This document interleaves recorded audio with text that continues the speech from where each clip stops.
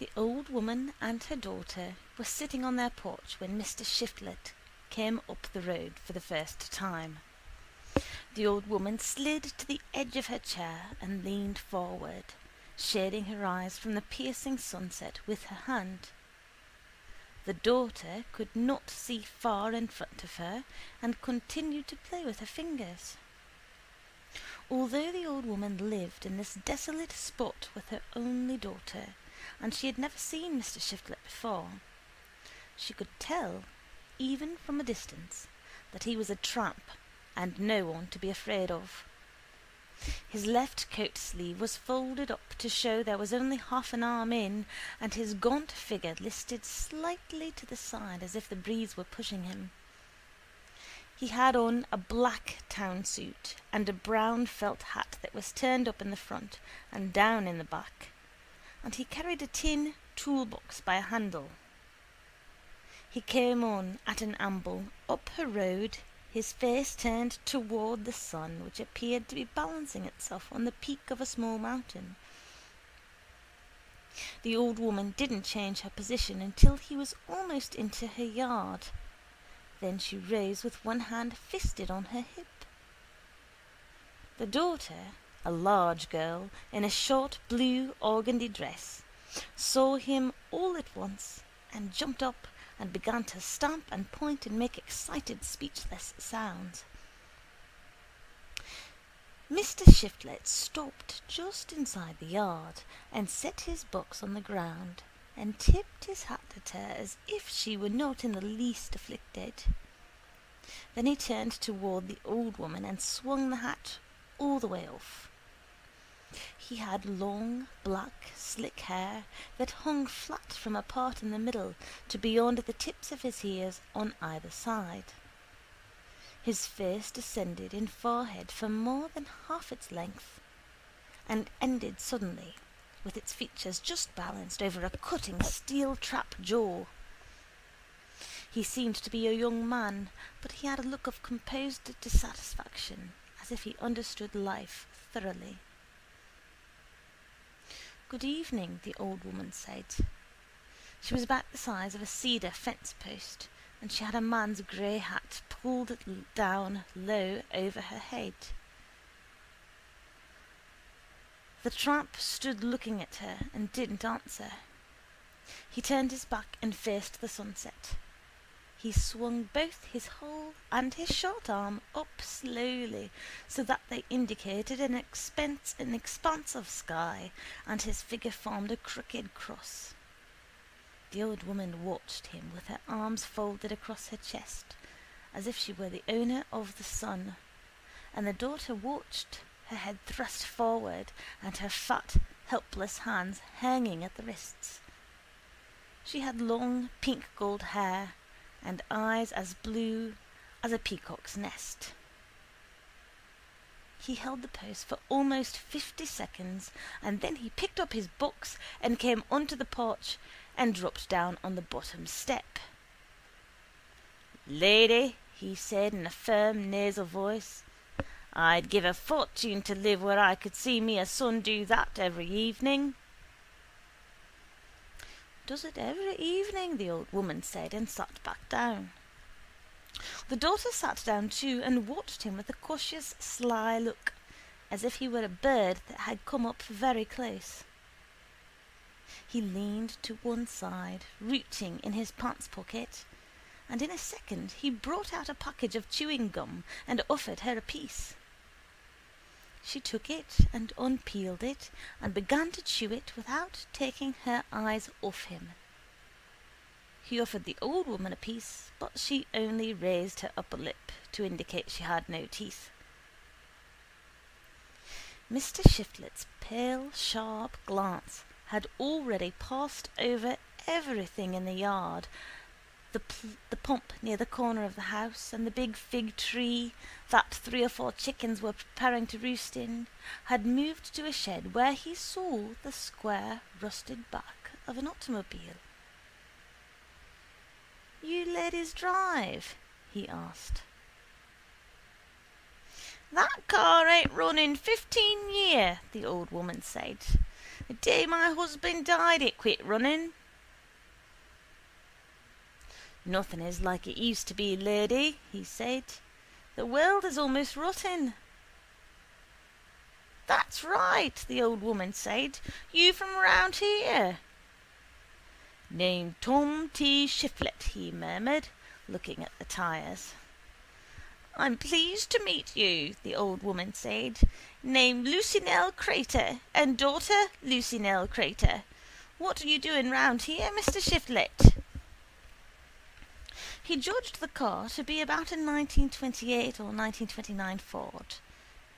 Lady, he said, and turned and gave her his full attention. Let me tell you something. There's one of these doctors in Atlanta that's taken a knife and cut the human heart. The human heart, he repeated, leaning forward, out of a man's chest, and held it in his hand. And he held his hand out, palm up, as if it were slightly weighted with the human heart, and studied it like it was a day-old chicken. And lady, he said, allowing a long, significant pause in which his head slid forward and his clay-coloured eyes brightened, he don't know no more about it than you or me. That's right, the old woman said. Why, if he was to take that knife and cut into every corner of it, he still wouldn't know more than you or me. What you want to bet? Nothing, the old woman said wisely.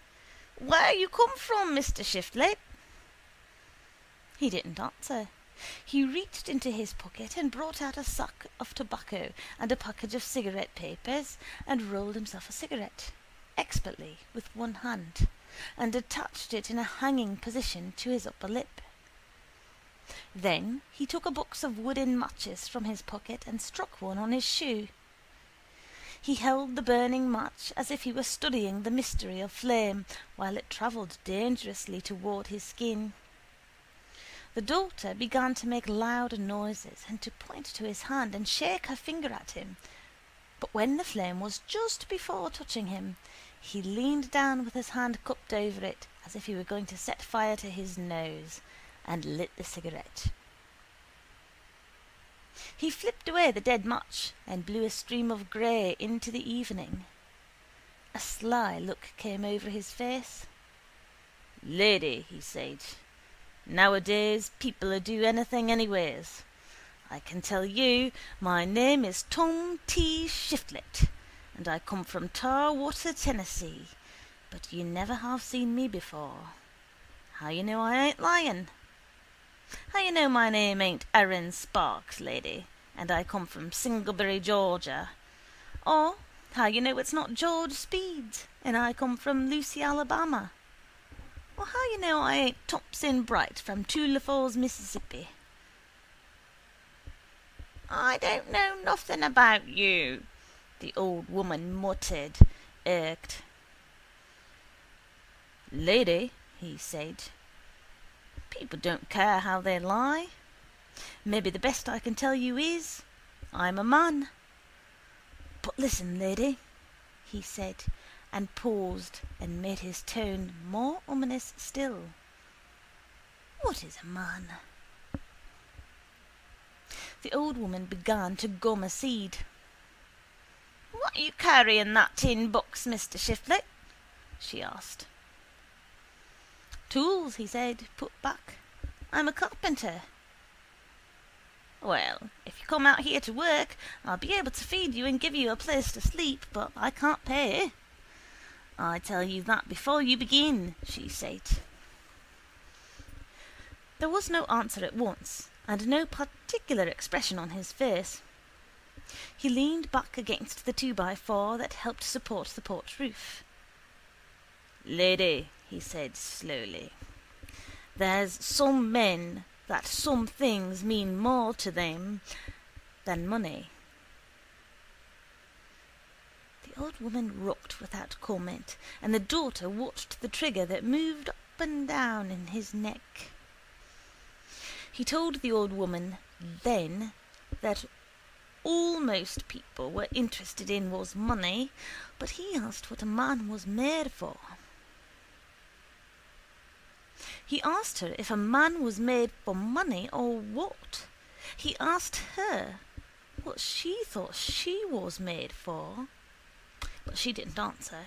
She only sat rocking and wondered if a one-armed man could put a new roof on her garden house.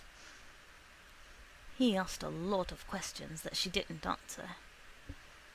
He told her that he was 28 years old and had lived a varied life. He had been a gospel singer, a foreman on the railroad, an assistant in an undertaking parlour, and he had come over the radio for 3 months with Uncle Roy and his Red Creek Wranglers. He said he had fought and bled in the armed service of his country and visited every foreign land, and that everywhere he had seen people that didn't care if they did a thing one way or another. He said he hadn't been raised that way. A fat yellow moon appeared in the branches of the fig tree, as if it were going to roost there with the chickens. He said that a man had to escape to the country to see the whole world, and that he wished he lived in a desolate place like this, where he could see the sun go down every evening like God made it to do. "Are you married or are you single?" the old woman asked. There was a long silence. "Lady," he asked finally, "where would you find an innocent woman today? I wouldn't have any of this trash I could just pick up." The daughter was leaning very far down, hanging her head almost between her knees, watching him through a triangular door she had made in her overturned hair, and she suddenly fell in a heap on the floor and began to whimper. Mr. Shiftlett straightened her out and helped her get back in the chair. "She your baby girl?" he asked. "My only," said the old woman, "and she's the sweetest girl in the world. I wouldn't give her up for nothing on earth. She's smart too. She can sweep the floor, cook, wash, feed the chickens, and hoe. I wouldn't give her up for a casket of jewels." "No," he said kindly. "Don't ever let any man take her away from you." "Any man come after her," the old woman said, "I'll have to stay around the place." Mr. Shiftlet's eye in the darkness was focused on a part of the automobile bumper that glittered in the distance. "Lady," he said, jerking his short arm up as if he could point with it to her house and yard and pump. "There ain't a broken thing on this plantation that I couldn't fix for you, one-armed jackleg or not. I'm a man," he said with a sullen dignity, "even if I ain't a whole one. I got," he said, tapping his knuckles on the floor to emphasize the immensity of what he was going to say, "a moral intelligence." And his face pierced out of the darkness into a shaft of doorlight, and he stared at her as if he were astonished himself at this impossible truth. The old woman was not impressed with the phrase. "I told you could hang around and work for food," she said, "if you don't mind sleeping in that car yonder." "Why, listen, lady," he said with a grin of delight. "The monks of old slept in their coffins." "They wasn't as advanced as we are," the old woman said. The next morning he began on the roof of the garden house, while Lucy Nell, the daughter, sat on a rock and watched him work. He had not been around a week before the change he had made in the place was apparent. He had patched the front and back steps, built a new hog pen, restored a fence, and taught Lucy Nell, who was completely deaf and had never said a word in her life, to say the word bird. The big rosy-faced girl followed him everywhere, saying bird, bird, and clapping her hands. The old woman watched from a distance, secretly pleased. She was ravenous for a son-in-law. Mr. Shiflet slept on the hard, narrow back seat of the car, with his feet outside the side window. He had his razor and a can of water on a crate that served him as a bedside table, and he put up a piece of mirror against the back glass and kept his coat neatly on a hanger that he hung over one of the windows. In the evenings he sat on the steps and talked while the old woman and Lucien rocked violently in their chairs on either side of him. The old woman's 3 mountains were black against the dark blue sky and were visited off and on by various planets and by the moon after it had left the chickens. Mr. Shiflet pointed out that the reason he had improved this plantation was because he had taken a personal interest in it. He said he was even going to make the automobile run. He had raised the hood and studied the mechanism, and he had said he could tell that the car had been built in the days when cars were really built. "You take now," he said.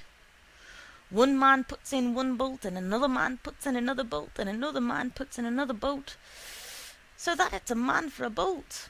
That's why you have to pay so much for a car. You're paying all these men. Now, if you didn't have to pay but one man, you could get you a cheaper car, and that one had had a personal interest in it, and it would be a better car." The old woman agreed with him that this was so. Mr. Shiflet said that the trouble with the world was that nobody cared or stopped and took any trouble. He said he never would have been able to teach Lucien to say a word if he hadn't cared and stopped long enough. "Teach her to say something else," the old woman said. "What do you want her to say next?" Mr. Shiflet asked. The old woman's smile was broad and toothless and suggestive.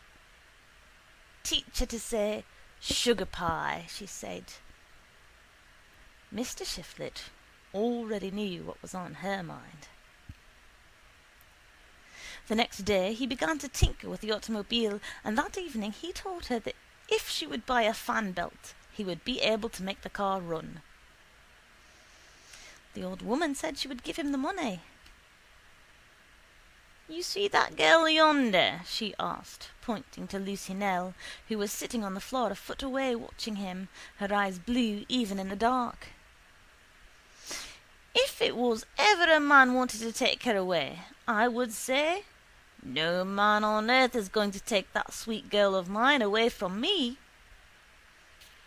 But if he was to say, 'Lady, I don't want to take her away, I want her right here,' I would say, 'Mister, I don't blame you none. I wouldn't pass up a chance to live in a permanent place and get the sweetest girl in the world myself. You ain't no fool,' I would say." "How old is she?" Mr. Shiflet asked casually. 15, 16, the old woman said. The girl was nearly 30, but because of her innocence it was impossible to guess. "It would be a good idea to paint it too," Mr. Shiflet remarked. "You don't want to rust it out." "We'll see about that later," the old woman said.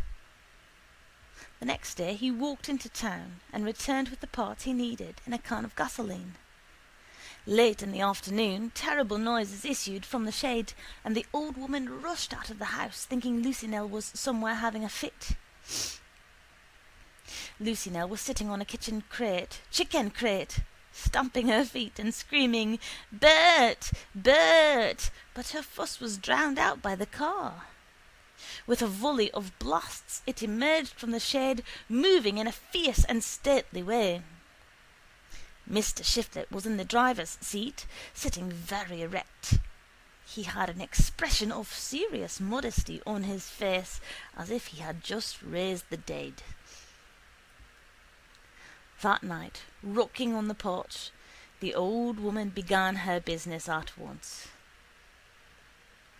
You want you an innocent woman, don't you? She asked sympathetically. You don't want none of this trash. No, I don't, Mr. Shiflet said. One that can't talk, she continued, can't sass you back or use foul language. That's the kind for you to have right there. And she pointed to Lucy Nell sitting cross-legged in her chair, holding both feet in her hands. That's right, he admitted. She wouldn't give me any trouble.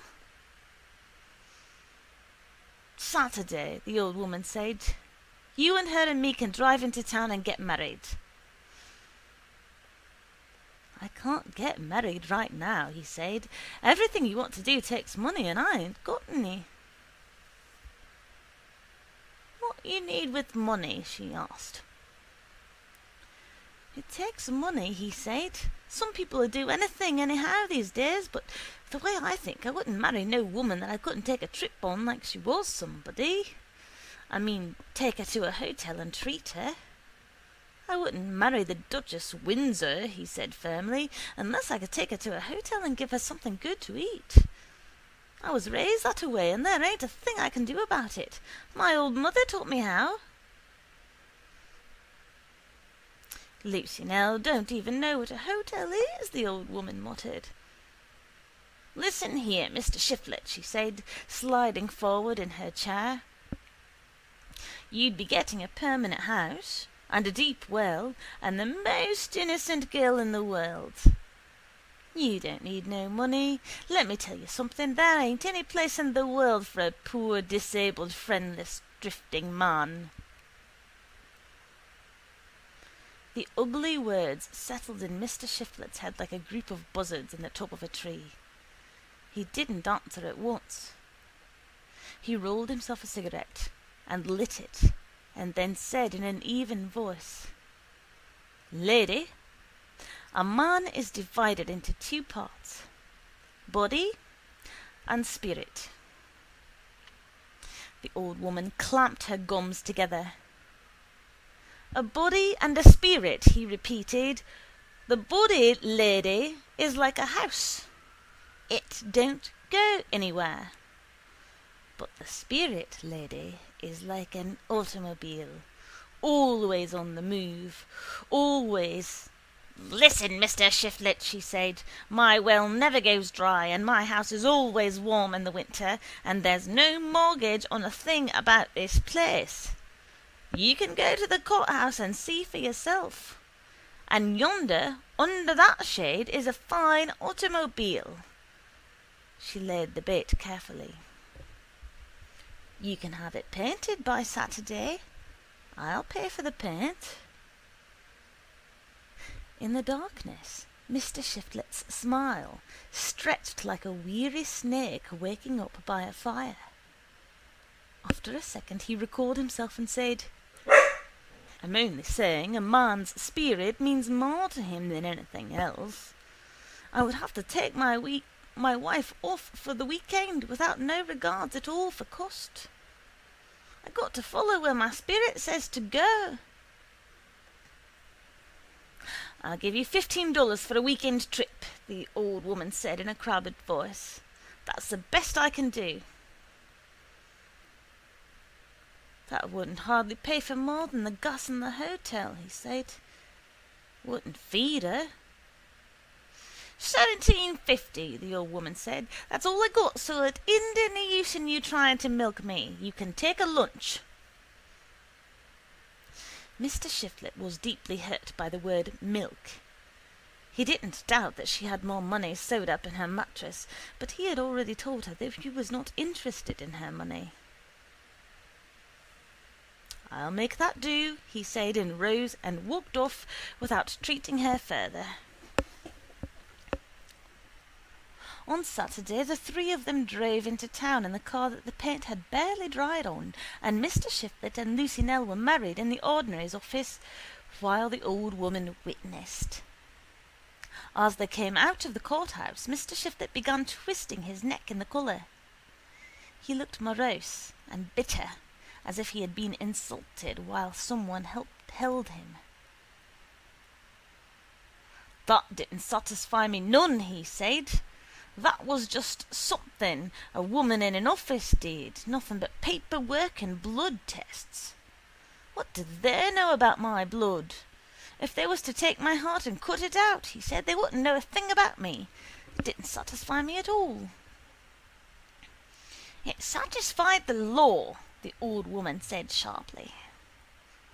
The law, Mr. Shiflet said and spit. It's the law that don't satisfy me. He had painted the car dark green with a yellow band around it just under the windows. The three of them climbed in the front seat, and the old woman said, Don't Lucy now look pretty. Looks like a baby doll. Lucy Nell was dressed up in a white dress that her mother had uprooted from a trunk, and there was a Panama hat on her head with a bunch of red wooden cherries on the brim. Every now and then her placid expression was changed by a sly, isolated little thought, like a shoot of green in the desert. You got a prize, the old woman said. Mr. Shiflet didn't even look at her. They drove back to the house to let the old woman off and pick up the lunch. When they were ready to leave, she stood staring in the window of the car, with her fingers clenched around the glass. Tears began to seep sideways out of her eyes and run along the dirty creases in her face. I'd never been parted with her for 2 days before, she said. Mr. Shiflet started the motor. And I wouldn't let no man have her but you, because I seen you would do right. Goodbye, sugar baby, she said, clutching at the sleeve of the white dress. Lucina looked straight at her and didn't seem to see her there at all. Mr. Shiflet eased the car forward so that she had to move her hands. The early afternoon was clear and open and surrounded by pale blue sky. Although the car would only go 30 miles an hour, Mr. Shiflet imagined a terrific climb and dip and swerve that went entirely to his head so that he forgot his morning bitterness. He had always wanted an automobile, but had never been able to afford one before. He drove very fast because he wanted to make Mobile by nightfall. Occasionally he stopped his thoughts long enough to look at Lucy Nell in the seat beside him. She had eaten the lunch as soon as they were out of the yard, and now she was pulling the cherries off the hat one by one and throwing them out the window. He became depressed in spite of the car. He had driven about 100 miles when he decided that she must be hungry again, and at the next small town they came to he stopped in front of an aluminium-painted eating place called the Hot Spot and took her in and ordered her a plate of ham and grits. The ride had made her sleepy, and as soon as she got up off the stool she rested her head on the counter and shut her eyes. There was no one in the hot spot but Mr. Shiflet and the boy behind the counter, a pale youth with a greasy rag hung over his shoulder. Before he could dish up the food she was snoring gently. Give it to her when she wakes up, Mr. Shiflet said. I'll pay for it now. The boy bent over and stared at the long pink gold hair and the half-shut sleeping eyes. Then he looked up and stared at Mr. Shiflet. She looks like an angel of God, he murmured. Hitchhiker, Mr. Shiflet explained. I can't wait. I got to make Tuscaloosa. The boy bent over again and very carefully touched his finger to a strand of the golden hair, and Mr. Shiflet left. He was more depressed than ever as he drove on by himself. The late afternoon had grown hot and sultry, and the country had flattened out. Deep in the sky a storm was preparing very slowly and without thunder, as if it meant to drain every drop of air from the earth before it broke. There were times when Mr. Shiflet preferred not to be alone. He felt, too, that a man with a car had a responsibility to others, and he kept his eye out for a hitchhiker. Occasionally he saw a sign that warned, "Drive carefully, the life you save may be your own." The narrow road dropped off on either side, into dry fields, and here and there a shack or a filling station stood in a clearing. The sun began to set directly in front of the automobile.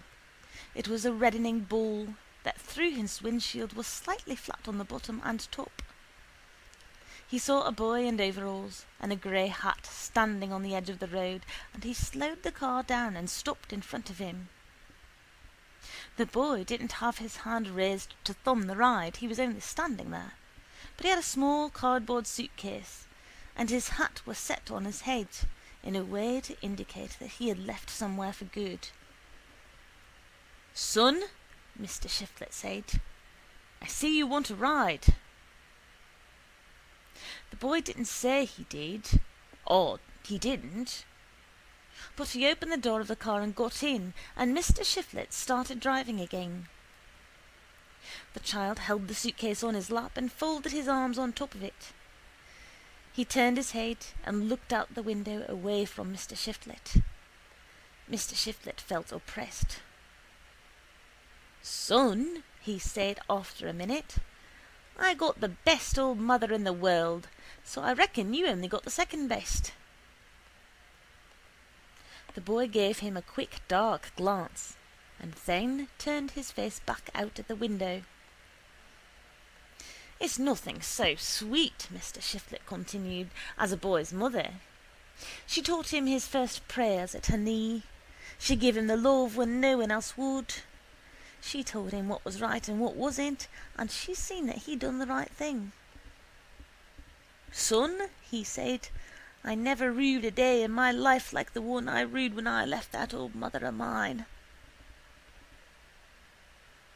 The boy shifted in his seat, but he didn't look at Mr. Shiflet. He unfolded his arms and put one hand on the door handle. "My mother was an angel of God," Mr. Shiflet said in a very strained voice. "He took her from heaven and give her to me, and I left her." His eyes were instantly clouded over with a mist of tears. The car was barely moving. The boy turned angrily in his seat. "You go to the devil," he cried. "My old woman is a flea bag and yours is a stinking polecat." And with that he flung the door open and jumped out with his suitcase into the ditch. Mr. Shiflet was so shocked that for about 100 feet he drove along slowly with the door stiff open. A cloud, the exact colour of the boy's hat and shaped like a turnip, had descended over the sun, and another, worse looking, crouched behind the car. Mr. Shiflet felt that the rottenness of the world was about to engulf him. He raised his arm and let it fall again to his breast. "Oh, Lord," he prayed, "break forth and wash the slime from this earth." The turnip continued slowly to descend.